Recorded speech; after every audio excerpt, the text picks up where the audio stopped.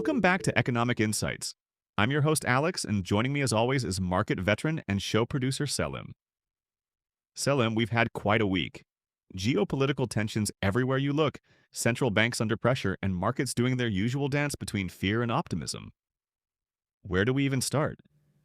Well, Alex, when you've got the White House threatening to acquire Greenland, issuing subpoenas to the Fed chair, and hinting at military intervention in Iran all in the same week, I'd say we start with the circus and work our way to the fundamentals.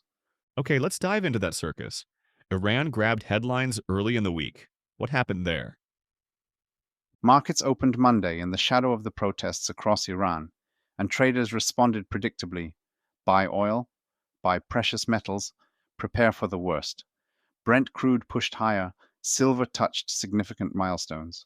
Then, Trump escalated dramatically, cancelled meetings with Iranian officials, told protesters help is on its way, and suddenly, everyone's pricing in possible US military intervention. Oil hit a 2 month high. But then it all reversed? Classic geopolitical risk premium cycle. By late week, Trump remarked that the killing in Iran is stopping, signaling the US would hold off on military action. Iran messaged they wouldn't execute the 800 arrested dissidents. The risk premium evaporated, oil and precious metals retreated from their highs. Markets essentially paid a premium for a war that didn't happen. And simultaneously, we have this bizarre situation with Greenland?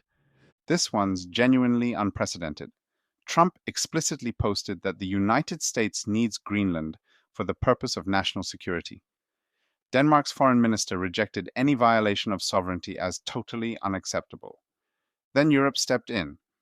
France and Germany committed military personnel to a Danish led security mission. Greenland's parliament accelerated its session to form a unified response. It's turned into a full Atlantic Alliance crisis. How are markets reading this? They're confused, frankly. So am I. This isn't your typical trade spat. When diplomatic talks fail, and you've got European allies sending troops to counter US pressure, it introduces uncertainty about the entire post war security architecture. We also had this extraordinary situation with Fed Chair Powell being subpoenaed. Right. The Department of Justice opened a criminal investigation into Powell regarding renovation costs. Powell publicly called it a pretext for political intimidation intended to force rate cuts. Think about that. A sitting Fed chair accusing the administration of trying to manipulate monetary policy. It triggered a historic open letter of solidarity from global central bankers, including Lagarde at the ECB. Even Republican Senator Tom Tillis vowed to block administration nominees until it's resolved. That's got to be affecting market confidence in central bank independence. Absolutely. The Supreme Court will be hearing arguments about Trump's attempted removal of Fed Governor Lisa Cook.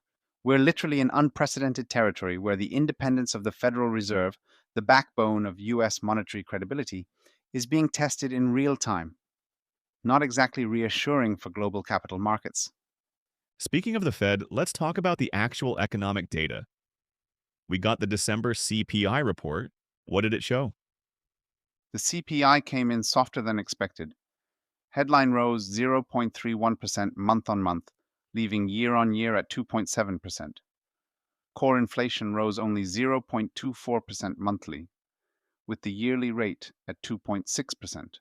Initially, markets took this as ammunition for more rate cuts. But here's where it gets interesting. That softness was largely driven by volatile categories.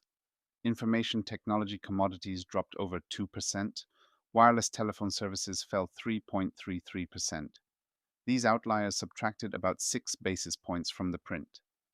So the headline number is misleading? Exactly. Alternative measures like the Cleveland Fed's trimmed mean and median CPI came in firmer at 0.31% and 0.28% respectively. Shelter firmed to 0.4% monthly, the strongest since August. Airfares surged 5.2%. Lodging rose 2.9%. When you strip out the noise, the picture looks less benign. Plus, core PCE, which is what the Fed actually targets, is expected to come in between 0.41% and 0.45% for December, significantly stronger than core CPI. What about the other data? We got retail sales and PPI too, right? November retail sales rose 0.6% month on month, with the control group up 0.4%. Solid numbers showing consumers are still spending. Producer prices rose 0.2% on headline, flat on core, though upward revisions pushed year on year rates for both to 3.0%. So you've got input costs rising, consumer demand holding up, and underlying inflation stickier than the headline CPI suggests. And then the labor market data put the last nail in the coffin. That's right. Initial jobless claims fell to nearly a 2 year low. Regional manufacturing surveys from New York and Philadelphia significantly beat expectations. The labor market isn't collapsing, it's stabilizing in what analysts call a low firing equilibrium. Hiring rates are low, but layoff rates are also depressed. It's not gangbusters, but it's stable enough to keep the Fed cautious. So, what does this mean for Fed policy? Combined with hawkish comments from Fed officials, traders have dialed back rate cut expectations. And Trump is cooling on candidate Kevin Hassett for next Fed chair and favoring former Fed Governor Kevin Warsh. The neutral rate estimates have been revised upward, lending weight to arguments that policy is closer to neutral than previously thought. The Fed's now in blackout ahead of their meeting next week, so we're stuck guessing. But January meeting looks like a hold. How hawkish a hold, though. What about treasury markets themselves? Multiple strategists maintain a bearish bias on duration. The post financial crisis low rate regime is unwinding, equilibrium rates are higher. There's value in the front end. 3 year treasuries look decent. But the consensus favors curve steepeners, specifically 3s, 30s, and 5s, 30s. Here's the paradox: net issuance of notes and bonds to private investors is projected to fall about 25 to 27% year on year in 2026. Treasuries relying heavily on T bills with about $700 billion in net issuance forecast. Wait, if supply is falling, why are people bearish? Because 10-year equivalent duration supply is expected to rise at the long end. Falling nominal issuance but rising duration risk, it adds steepening pressure to the curve. It's not just about how many bonds they issue, it's about the interest rate sensitivity of what they're issuing. Okay, let's move to Europe. What's happening there? ECB is in what they call a good place. Rates expected to remain on hold with a meeting by meeting approach. Final December inflation came in around 1.95% to 2%, core around 2.3%. Industrial production rose 0.7%, month on month in November, third consecutive monthly increase. Real GDP growth picking up, estimates for fourth quarter range from 0.2% to 0.4%. Not spectacular, but decent. Germany specifically? Germany's got this manufacturing paradox: strong hard data on orders and output, but weak sentiment surveys. Defense related spending is driving it, with big orders in transport equipment and electronics, but it's concentrated in specific firms, not broad based, which is why sentiment stays subdued. The automotive and defense sectors are expanding while chemicals and machinery face structural headwinds.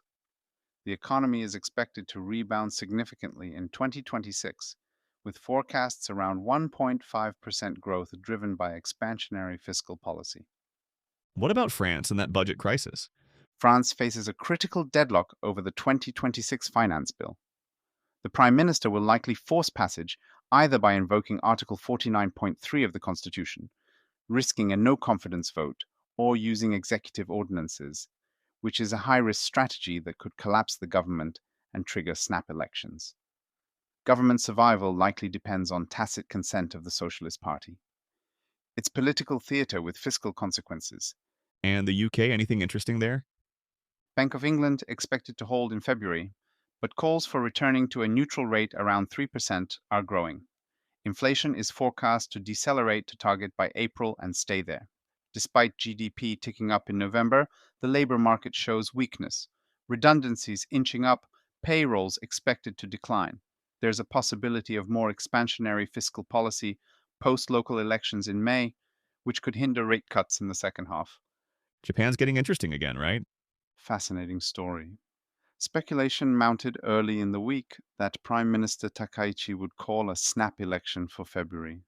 Reports now indicate she intends to dissolve the lower house when the Diet session starts January 23rd, with election likely February 8th or 15th. Her cabinet approval is around 70%, and despite low LDP party support, the Aoki ratio, cabinet approval plus party support, is high at 94, suggesting potential LDP victory. Why does this matter for markets? Because an LDP victory reinforces the high pressure economy strategy, basically a sustained expansionary fiscal policy. This prospect drove the yen to a 1 year low and pushed government bond yields to multi decade highs. Japanese officials warned they'd take bold action to address currency volatility, which caused some yen strengthening late week. What about Bank of Japan policy? BOJ meets Friday. The consensus is for a hold at 0.75%, but the terminal rate forecast has been raised to 2% from 1.5%, expected by Q2 2028, with hikes roughly every 6 months. Market focus will be on whether they revise risk assessment for inflation to skewed to the upside and whether hawkish board members formally propose a hike.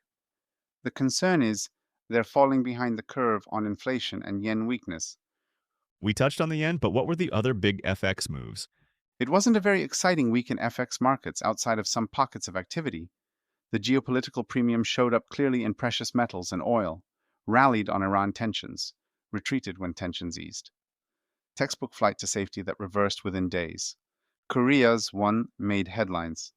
It is considered undervalued by most metrics, but facing persistent outflows. Their upcoming inclusion in the World Government Bond Index starting April should help, about $52 billion in passive inflows expected. Bank of Korea held rates at 2.50% and removed language about potential cuts, prioritizing financial stability. Looks like we hit emerging markets already. Shall we talk about China now? People's Bank of China cut relending rates 25 basis points to 1.25%, expanded quotas for structural tools targeting private SMEs and tech innovation. Clear signal for more reserve requirement cuts this year, though policy rate reductions depend on stabilizing bank margins. Total social financing growth slowed to 8.3% year on year in December. Weak private credit demand as households pay down debt. Growth forecasts around 4.7% for 2026. Renminbi could grind towards 6.8 to 6.9 against the dollar. India? December headline CPI rose to roughly 1.3% year on year from 0.7%, driven by narrowing food deflation and sharp rise in gold prices. Underlying core, excluding gold, fuel, and food, remained benign at about 2.4%. Reserve Bank expected to pause in February. Trade deficit widened to $25 billion as exports to the US declined amid tariff pressures. Turkey cutting rates further? Yes, but more cautiously. Central Bank meets Thursday. Forecasts suggest a cut from 38% to 36.5%. Disinflation is continuing, but January figures can throw a wrench in the wheels. A realistic year-end inflation range is somewhere between 21 to 23%. South Africa? It's still a good story, one that the market loves to love. Business confidence surged, inflation expectations anchored at record lows, 3.7% for 5 year outlook. 25 basis point cut in January, increasingly likely. Foreign inflows hit highest since 2019 at $4.7 billion. 10-year yields projected toward 8% by mid 2026. Naval drills with Iran and Russia could impact US trade relations, though. Egypt still one of your favorite trades? Indeed, delivered 725 basis points in cuts during 2025, ending at 20%, forecasting another 500 to 600 basis points of cuts in 2026. Net FX reserves hit record $52 billion, growth projected around 5% for 2026 to 27, Real rates still attractive. Concern is heavy T-bill positioning creating rollover risk. So for EM, keep calm and carry on. Yes, but it is well worth looking over your shoulder a little more frequently. The positioning in EM is reaching overbought levels. What do we watch next week? US markets closed Monday. Fed's in blackout. Big event is Thursday. Delayed inflation and consumption data from the government shutdown. October and November. PCE price index released simultaneously. Consensus expects core PCE up 0.2% month on month for both months, year on year around 2.7% to 2.8%. Final third quarter GDP estimate is on Thursday, expected to confirm 4.3% annualized growth. Flash PMIs. Friday. Consumer sentiment is also on Friday, expected near pandemic lows around 54, despite strong growth data. Massive disconnect. The Supreme Court case? Trump versus Cook is due on Wednesday. Whether the president can remove a Fed governor will have massive implications for central bank independence. Internationally, Trump speaks at Davos Wednesday. Turkey's CBRT is on Thursday, expecting cut to 36.5%. BOJ decides Friday, likely hold at 0.75%. South Africa releases December inflation data on Wednesday. UK gets December CPI Wednesday, expected to tick up to 3.3% or 3.4%. Packed week for a holiday shortened one. Thin liquidity, big data releases, geopolitical uncertainty, recipe for excitement. Before we wrap up, our usual reminder. Don't forget, folks, we do not give investment advice. For that, please consult a professional. And maybe ask them about Greenland while you're at it. That's a wrap for this week. Thanks for listening to Economic Insights, and we'll catch you next time.